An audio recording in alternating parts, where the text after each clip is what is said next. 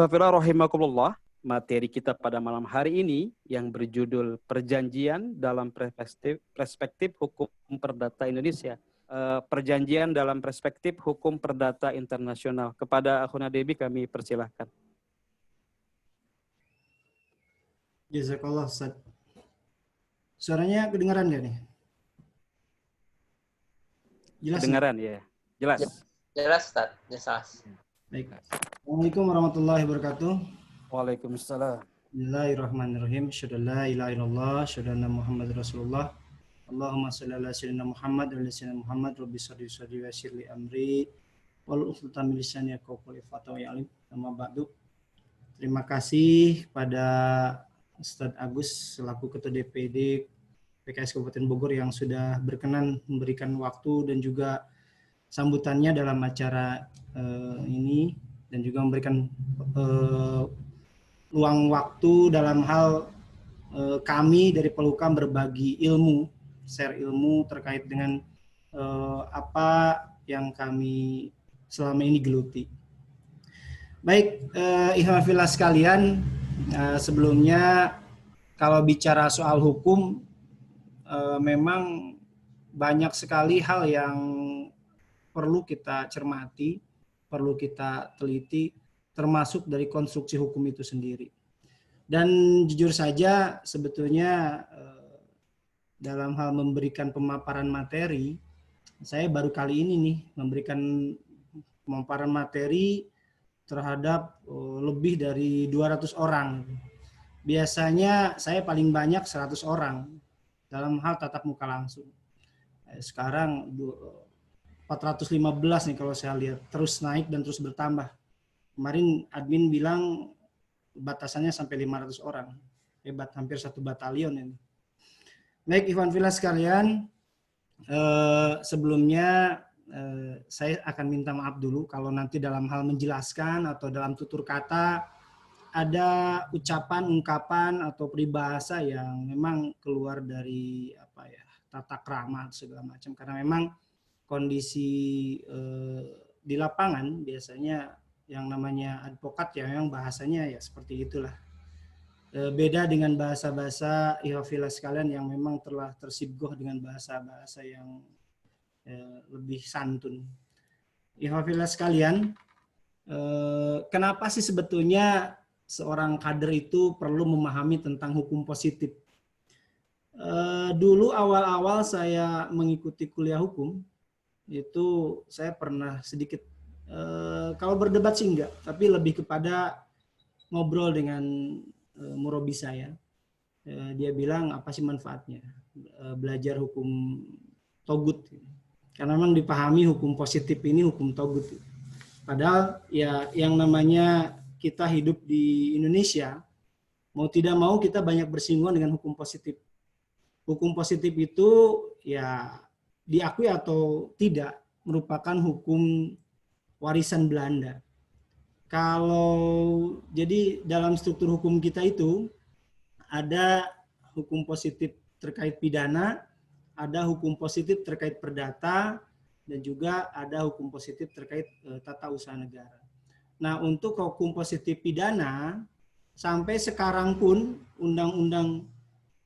kitab undang-undang hukum pidana itu masih menggunakan warisan Belanda. Jadi memang RUU KUHP yang kemarin akan disahkan pun ternyata masih menuai perdebatan karena yaitu tadi banyak hal-hal yang kodifikasi hukum nasional itu memang sangat-sangat sulit sekali untuk disatukan. Yang kedua terkait dengan hukum perdata, dan memang hukum perdata kita juga masih menginduk kepada hukum perdata Belanda. BW ya, Burgerlijk Wetboek. Padahal di Belanda sendiri BW ini yang diciptakan tahun 1835 itu sudah dirubah 3 kali, sudah dimodernisasi. Tapi di Indonesia masih menggunakan hukum BW produk lama. Nah, ini juga memang jadi sebuah tantangan bagi para legislator kita, terutama di tingkat pusat, bagaimana menciptakan hukum positif nasional. Hukum positif nasional ini memang harus mencakup semua hukum yang hidup dan tumbuh serta berkembang di masyarakat Indonesia, terutama yang sesuai dengan kebudayaan Indonesia. Nah, kemarin kita pernah berdebat juga, bukan berdebat ya. Kemarin kita pernah ribut rame soal apakah perzinahan masuk dalam pidana. Betul, kalau dilakukan oleh yang sudah menikah, sama-sama menikah. Nah, tapi permasalahannya, apakah yang belum menikah dengan yang belum menikah itu termasuk perzinahan dan bisa dikenakan pidana? Dalam RUU KUHP kemarin itu diperjuangkan untuk masuk dan menjadi pasal pidana, tapi ternyata banyak yang menentang.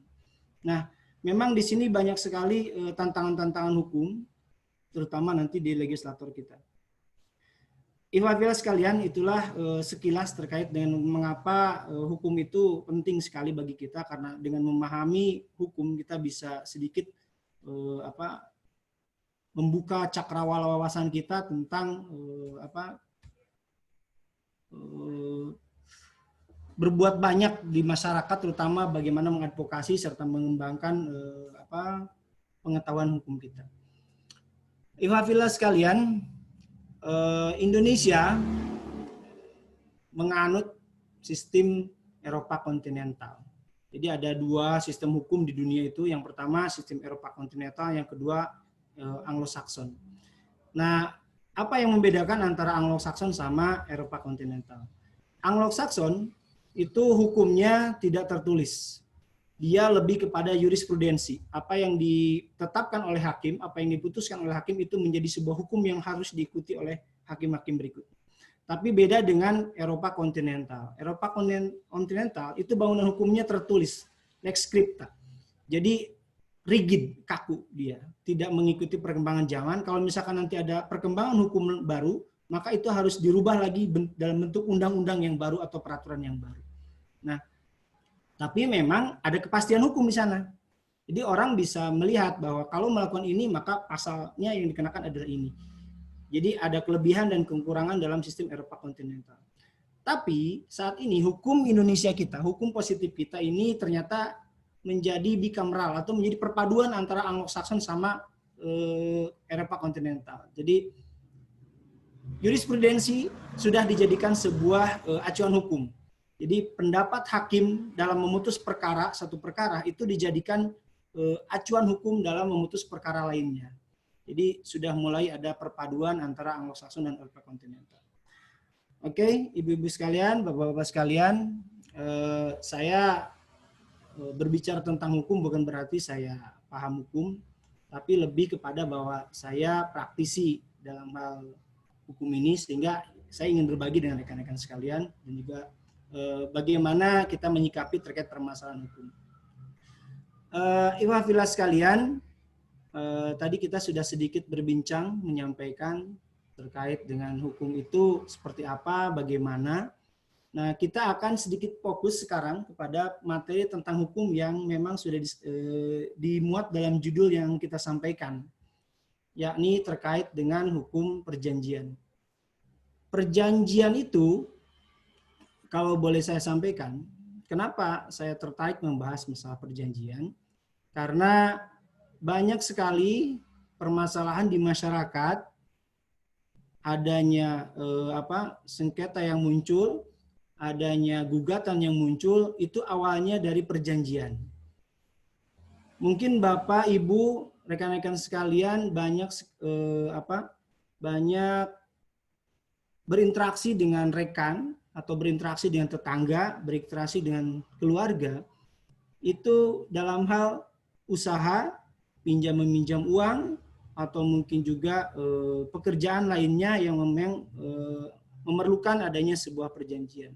Saya nanti akan sedikit membahas tentang masalah perjanjian ini, dan nanti di akhir kita akan buka sesi tanya jawab. Saya juga tidak akan terlalu banyak menyampaikan materi karena ini sifatnya hanya sebuah stimulan saja.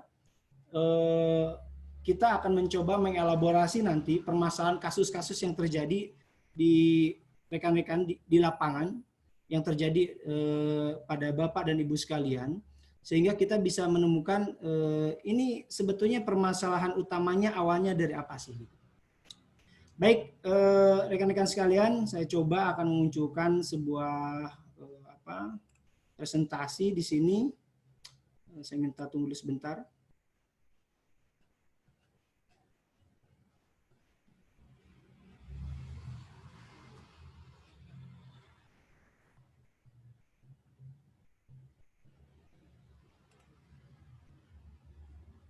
Jadi memang hukum ini terkadang harus bisa dielaborasi secara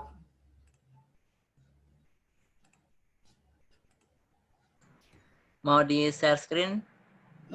sedang saya usahakan ini. Bisa.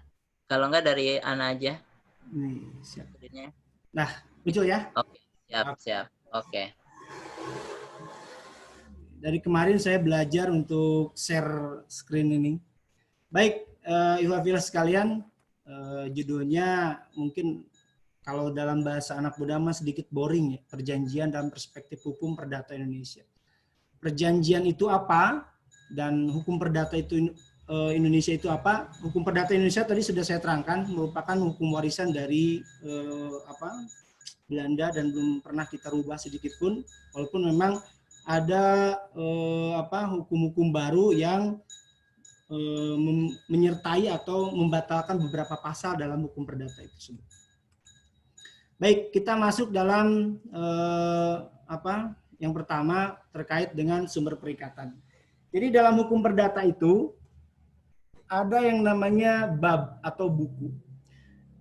Hukum perikatan itu diatur dalam buku 3 KUH Perdata. Jadi perikatan itu merupakan ibu dari semua perjanjian maupun pertalian hukum antara orang per orang dengan atau badan hukum. Jadi kalau dibilang bahwa hukum perikatan itu adalah ibunya dari perjanjian. Nah, perikatan itu dibagi dua. Ada perikatan yang timbul karena adanya perjanjian yang ada di pasal 1313. Bapak Ibu bisa lihat di situ bahwa perjanjian adalah suatu peristiwa di mana seorang berjanji kepada seorang atau di mana dua orang itu saling berjanji untuk melaksanakan suatu hal. Nah, ada juga perikatan yang timbul karena undang-undang. Perikatan yang timbul karena undang-undang itu salah satunya seperti waris atau salah satunya seperti pengampuan kepada orang yang tidak belum bisa balik atau belum dewasa, pengampuan. Atau perikatan yang timbul karena undang-undang seperti pajak. Jadi perikatan yang timbul karena undang-undang ini adalah yang lahir karena undang-undang di luar kemauan. Pajak itu perikatan. Kita wajib bayar pajak walaupun kita tidak mau bayar. Jadi sumber perikatan itu ada dua, perjanjian dan undang-undang. Nah, yang akan kita bahas di sini adalah terkait dengan perjanjian.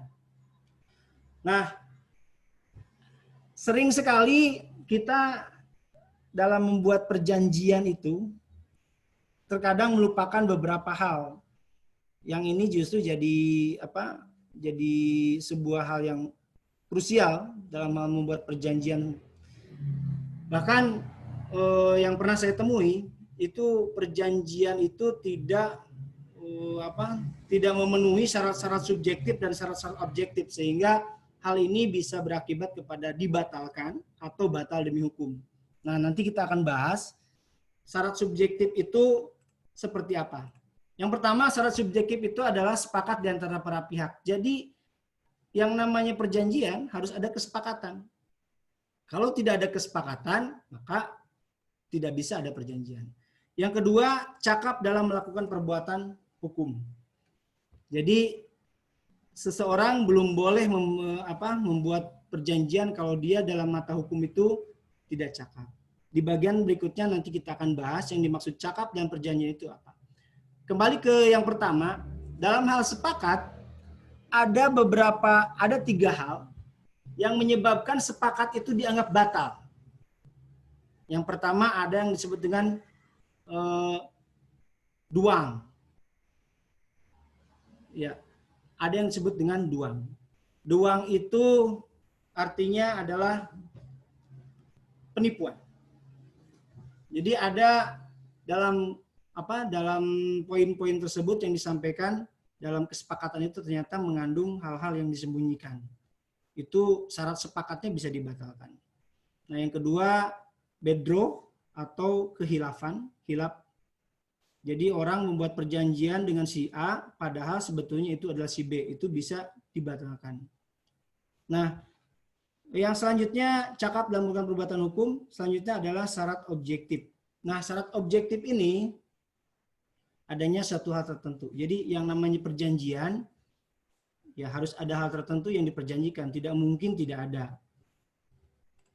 Yang selanjutnya adalah adanya suatu sebab yang halal. Nah, suatu sebab yang halal ini apa? Suatu sebab yang halal ini adalah suatu sebab yang diperbolehkan oleh undang-undang. Jadi kalau misalkan kita membuat perjanjian tentang transaksi narkoba atau perjanjian tentang perjudian, yang mana itu sudah melanggar undang-undang, itu tidak, perjanjian itu tidak diperbolehkan dan tidak bisa dijadikan sebuah acuan hukum.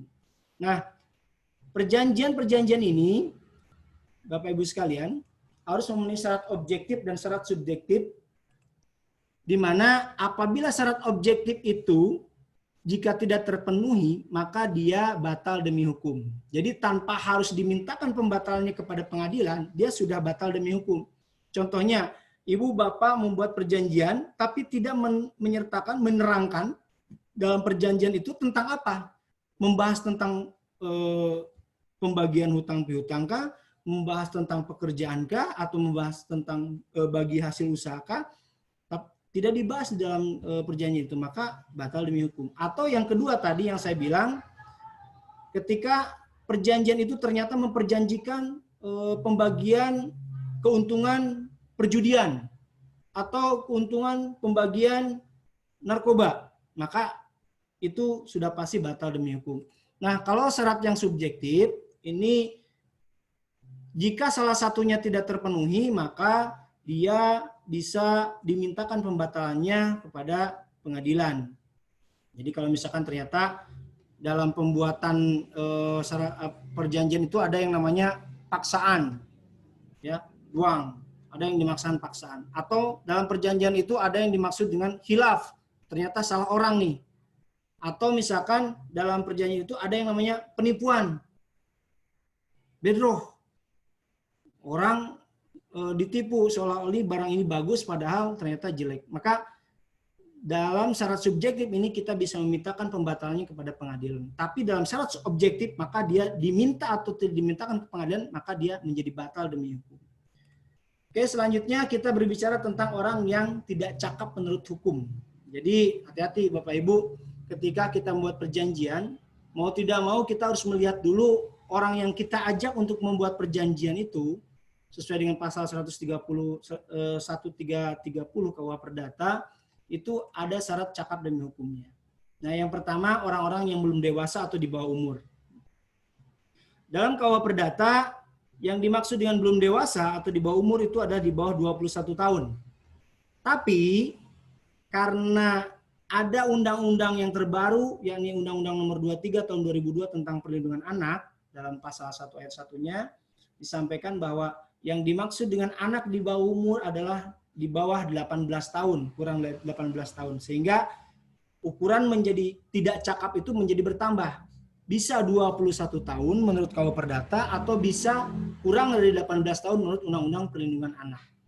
Nah, tapi kemudian karena hukum kita menganut azas yang namanya lex posteriori derogat leg priori, yang artinya hukum yang baru itu menegasikan atau menghilangkan atau mengalahkan hukum yang lama, maka batasan belum dewasa menjadi kurang dari 18 tahun. Sehingga Bapak Ibu sekalian, hati-hati ketika nanti Bapak Ibu sekalian membuat perjanjian, baik perjanjian tertulis ataupun tidak tertulis, maka lihat dulu yang diajak melakukan perjanjian itu apakah orang yang sudah cakap secara hukum, dalam artian secara umurnya sudah pas di atas 18 tahun atau kurang.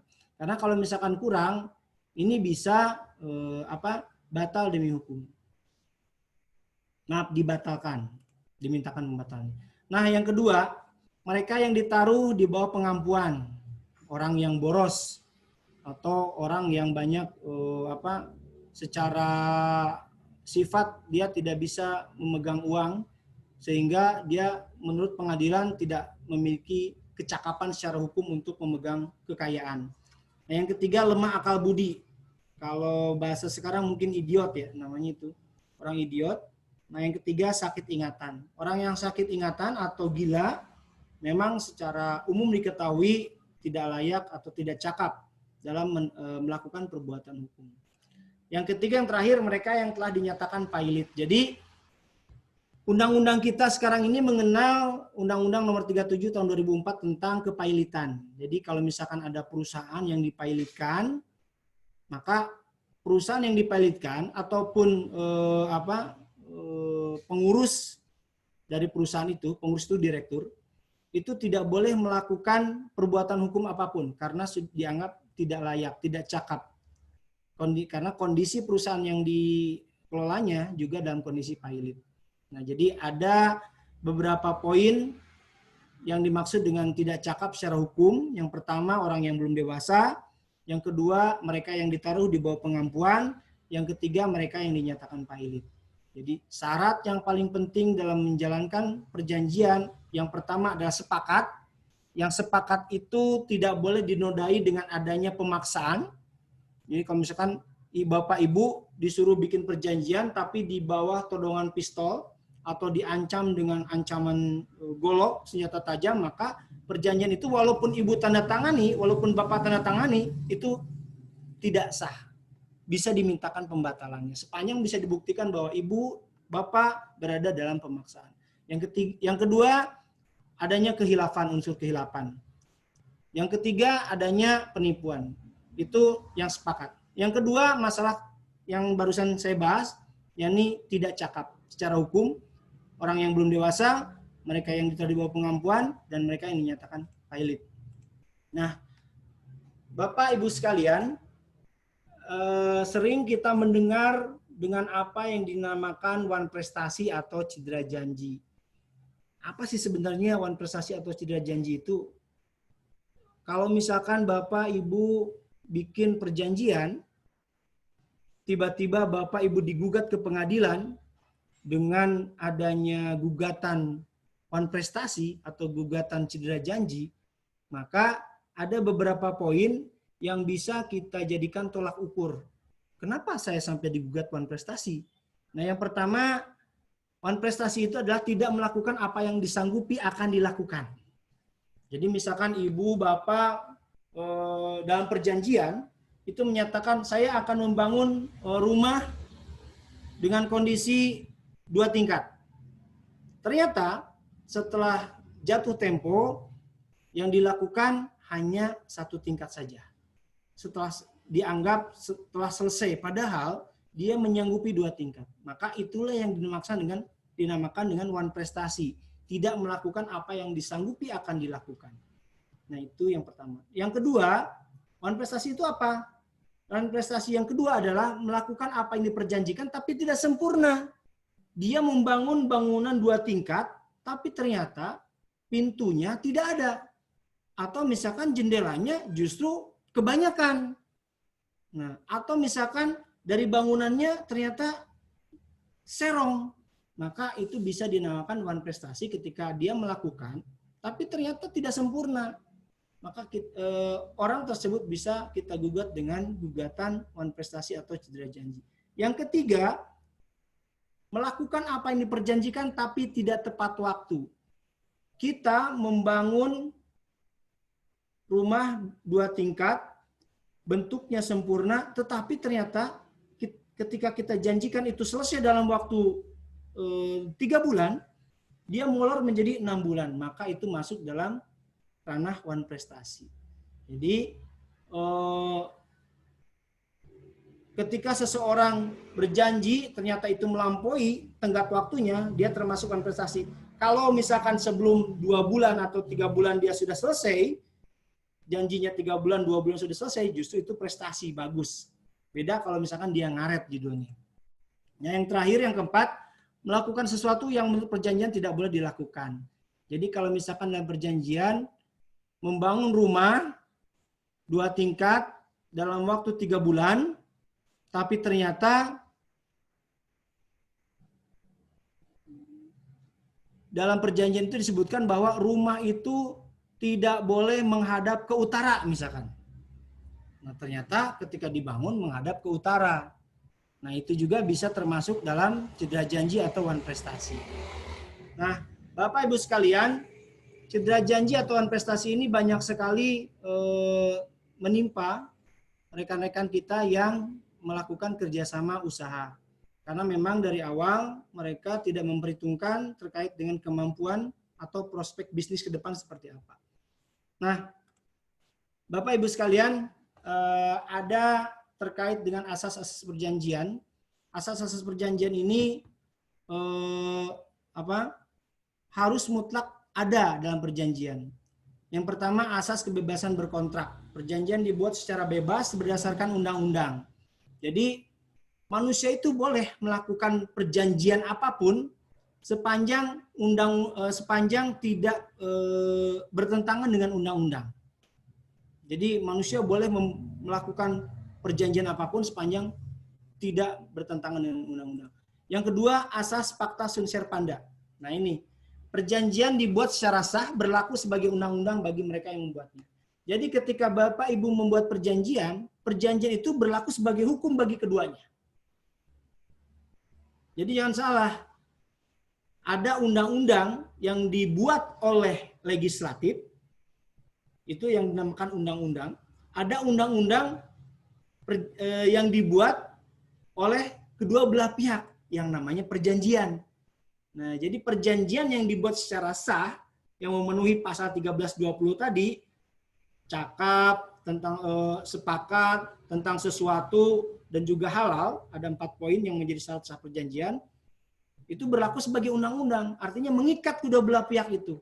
Tidak bisa salah satu pihak tidak melaksanakan. Kalau tidak melaksanakan berarti dia kembali ke yang tadi saya bahas, wan prestasi. Dia tidak melaksanakan apa yang sudah diperjanjikan.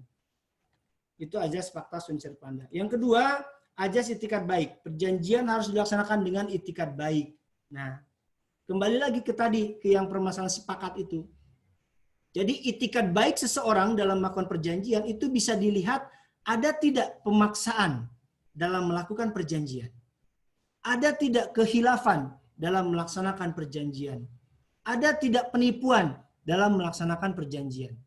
Jadi ada 3 poin itu dalam hal dia memiliki itikat baik atau tidak.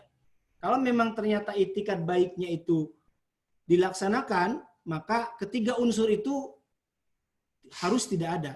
Tidak boleh ada pemaksaan, tidak boleh ada kehilafan, tidak boleh ada penipuan. Yang selanjutnya, azas konsensualisme. Perjanjian adanya kesepakatan kedua belah pihak. Jadi perjanjian itu muncul karena tadi sepakat kedua belah pihak. Kalau sepakat hanya salah satu pihak, itu bukan perjanjian namanya, tapi pernyataan biasanya. Jadi yang namanya perjanjian pasti kedua belah pihak dan kedua belah pihaknya itu sepakat. Yang terakhir, asas kepribadian atau personality. Perjanjian hanya berlaku bagi para pihak yang membuatnya. Nah, Bapak dan Ibu membuat perjanjian. Tiba-tiba masuk pihak ketiga. Pihak ketiga ini tidak bisa mengikatkan diri ke dalam perjanjian itu kalau tidak dimasukkan oleh para pihak yang ada dalam perjanjian. Makanya dalam persidangan ada yang dinamakan dengan intervensi. Biasanya itu ada pihak ketiga yang ingin masuk dalam sebuah perkara karena dia menyatakan bahwa dia memiliki kepentingan di dalam perkara itu.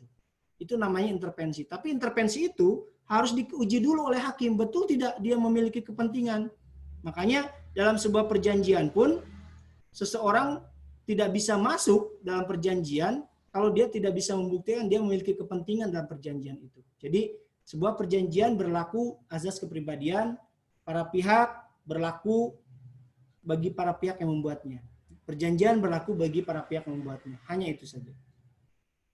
Baik Bapak Ibu sekalian, pembahasan dari saya sudah selesai.